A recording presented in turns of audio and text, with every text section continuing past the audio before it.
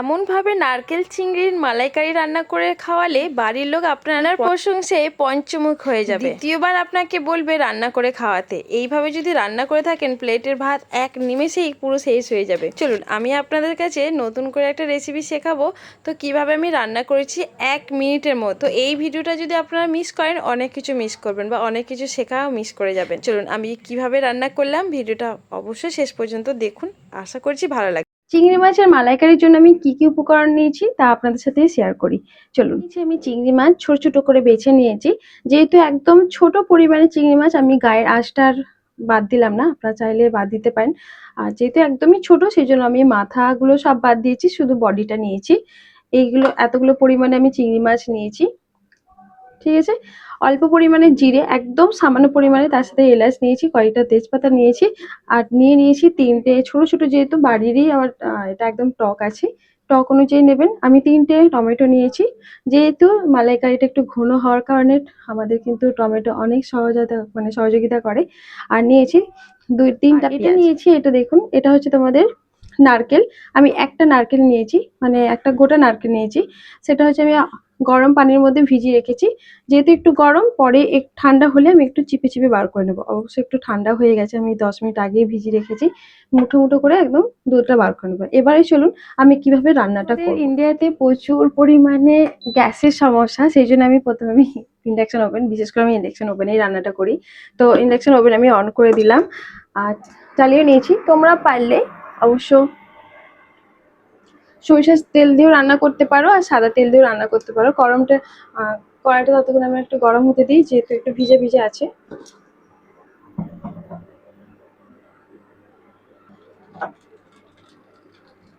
তোমরা চাইলে এটা সরিষার তেল দিয়েও রান্না করতে পারো, নাহলে সাদা তেল দিয়েও রান্না করতে পারো। আমি পুরো রান্নাটা সরিষার তেল দিয়ে করলাম। ফোড়ন হিসাবে দিয়ে নিলাম সেই অল্প পরিমাণে জিরেটা, তার সাথে দিয়ে নেব এই গোলমরিচটা। একদম হালকা নাড়াচাড়া করার পরে আমি দিয়ে নেব তেজপাতা। খুব বেশি ভাজা ভাজা করতে যাবেন না, একদম পুড়ে যাবে। তার সাথে আমি দিয়ে নেবো এবার পেঁয়াজটা।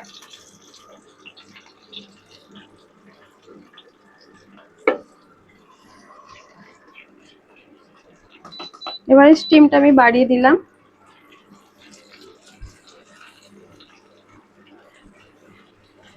এটা খুব ভালো করে একটু ভেজে নেব, একটু নরম করে নেব পেঁয়াজটা। যখন ঠিক এই পর্যায়ে হয়ে আসবে তখন আমি একটু দিয়ে নেবো এর সাথে আদা রসুন পেস্ট করা। দেখতেই পাচ্ছেন আমার একটু ভাজা ভাজা হয়ে গেছে। এই যে দিয়ে নিলাম আদা রসুন পেস্ট করা।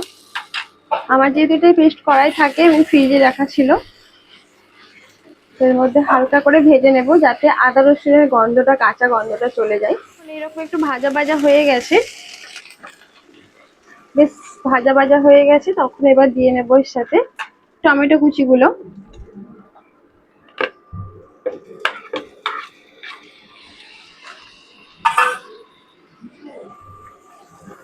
টমেটো কুচিগুলো দিয়ে নেব। আর এই টমেটো কুচি নরম হয়ে যাওয়ার জন্য এতে পরিমাণ মতো দেব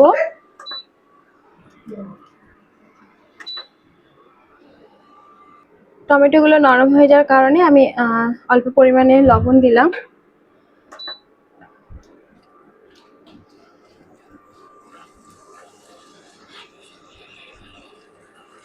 লবণ দিলে সহজে কিন্তু টমেটো গুলো একদম নরম হয়ে একদম মিশে যাবে, একদম নরম হয়ে যাবে।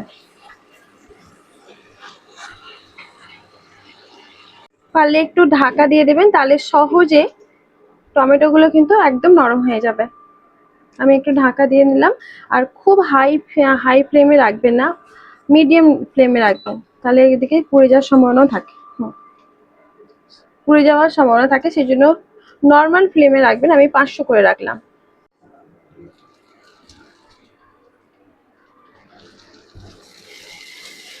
দেখুন ঢাকা দেওয়ার ফলে কিন্তু একদম নরম হয়ে গেছে।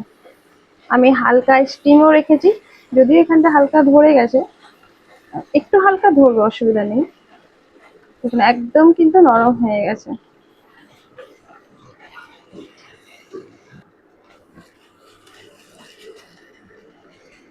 খুন্তির সাহায্যে এইভাবে একটু চেপে চেপে দিলে একদম মেখে যাবে জিনিসটা। যতগুলো আছে গোটা গোটা আছে, একটু এরকম ভাবে চিপে চিপে নিলে পারে একদম মেখে যাবে। আমার নরম হয়ে গেছে। এরপরে অল্প অল্প করে সব পরিমাণ মতো মশলা দিয়ে নিব অল্প পরিমাণে লঙ্কার গুঁড়ো, অবশ্য আপনারা নিজেদের ঝাল পরিমাণ মতো দিয়ে নিলাম। অল্প পরিমাণে হলুদ গুঁড়ো, আগে যেহেতু টমেটো নরম হওয়ার কারণে দিয়েছিলাম লবণ, সেজন্য একদম পরিমাণ মতো আরো অল্প পরিমাণে দিলাম। সাথে দিয়ে নিলাম ধনিয়া গুঁড়ো। এবার সবগুলো উপকরণগুলো ভালো করে একটু কষিয়ে নিতে হবে। আমি একটুকু যেহেতু এর মধ্যে পানি দেব না,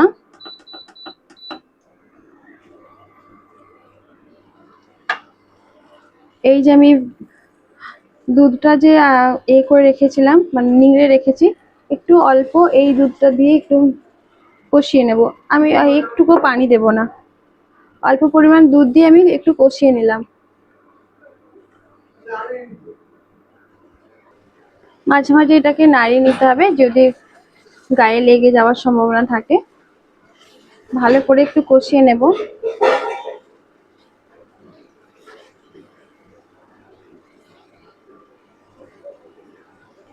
যখন একদম ম্যাথা ম্যাথা হয়ে যাবে, মানে একদম মাখা মাখা হয়ে যাবে, শুকনো শুকনো হয়ে যাবে, এরপরে এর মধ্যে আমি দিয়ে নেব আমার বেছে রাখা চিংড়ি মাছটা। দেখুন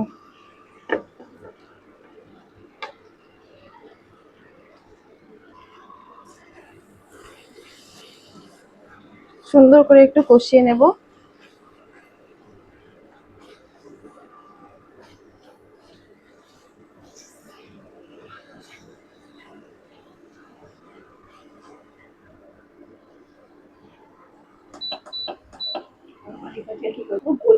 এই যে একদম ভালো করে যখন কষা হয়ে যাবে, তেল ছেড়ে দেবে, তারপর আমি বাকি যে নারকেল দুধটা রেখেছি ওই দুধটা আমি এর মধ্যে ঢেলে নেব। এবারে নারকেল দুধটা আমি ঢেলে নেব, সবটা ঢেলে নিলাম।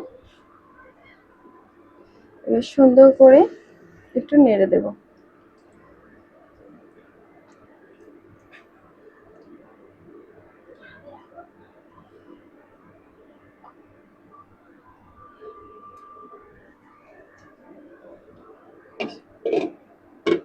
এবার চাপা দিয়ে নেব।